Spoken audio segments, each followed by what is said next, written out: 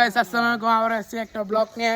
এই যে সদস্যবৃন্দরা আমরা ভিডিও করে আসলাম, দেখুন আজকে লাল পানির একটা ভিডিও হয়েছে, আপনারা পাবেন চেষ্ট বিনোদন বাংলা।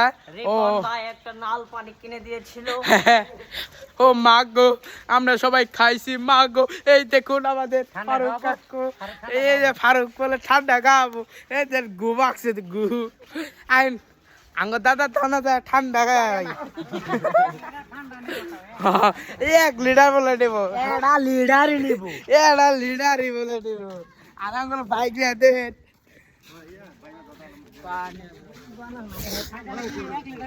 হ্যাঁ 1 লিটার 1 লিটার